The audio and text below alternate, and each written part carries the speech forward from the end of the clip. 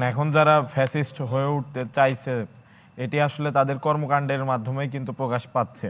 এখন আমরা যেহেতু এখনো ছাত্র এবং ক্যাম্পাসে অবস্থান করছি, আমরা কিন্তু ক্যাম্পাসের সার্বিক পরিস্থিতি পর্যবেক্ষণ করে তারপরে এই কথাগুলো যে বা যারা বলেছে আমাদের বৈষম্য বিরোধী ছাত্র আন্দোলনে সম্মানিত আহ্বায়ক হাসনাত আব্দুল্লাহ ভাই এই কথাই সম্ভবত বলেছেন। তো এটি এই ক্যাম্পাসে যে সার্বিক পরিস্থিতি এর উপরেই কিন্তু বলা হচ্ছে, কারণ ক্যাম্পাসে দেখা যাচ্ছে যে এখানে মজলুম বলছেন কাকে?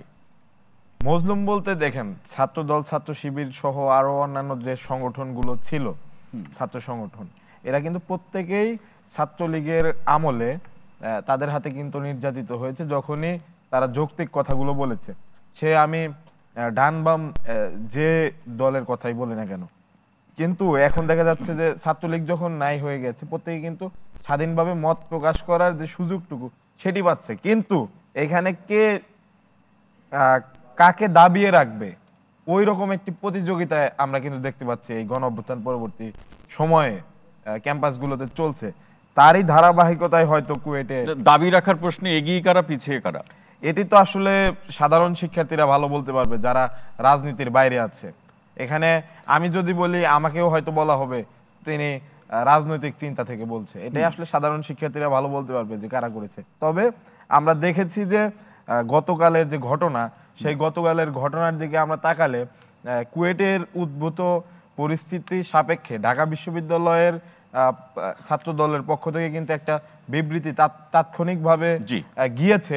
এমনকি বৈষম্য বিরোধী ছাত্র আন্দোলন একটি অরাজনৈতিক প্ল্যাটফর্ম, সেখান থেকে যখন একটি কর্মসূচি ডাকা হয় তার প্রেক্ষিতে ঢাকা বিশ্ববিদ্যালয়ের ছাত্র দল তারা যখন আলাদা আলাদা করে কর্মসূচি পালন করে, এজেন্ডাও ভিন্ন কর্মসূচির, তারা যখন কর্মসূচি পালন করে সেখানে অছাত্র বহিরাগত ছিল।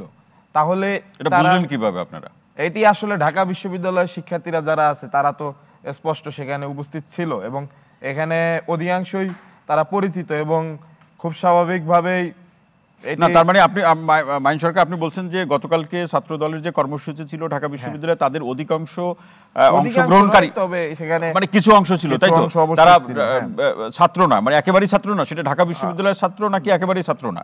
ছাত্র না এবং তারা বহিরাগত। তাই এটা বহিরাগত। সেখানে শঙ্কার জায়গাটা কি?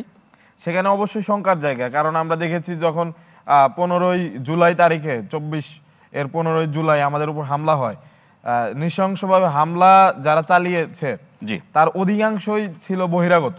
তো সেই যারা বহিরাগত টোকাই বাইরে থেকে এসে আবার ক্যাম্পাসে আসবে, এটি আমাদের জন্য অবশ্যই শঙ্কার বিষয়। এটি আমরা সেই ছাত্রলীগের সেই চরিত্রের সাথে আমরা খুব স্বাভাবিকভাবেই অবচেতন মনে মিলিয়ে ফেলি, কারণ আমরা তো দেখেছি নিজ চোখে। মানে আপনি সমবৈশিষ্ট্য বা চরিত্র দেখতে পাচ্ছেন, সমচরিত্র আমরা দেখতে পাচ্ছি।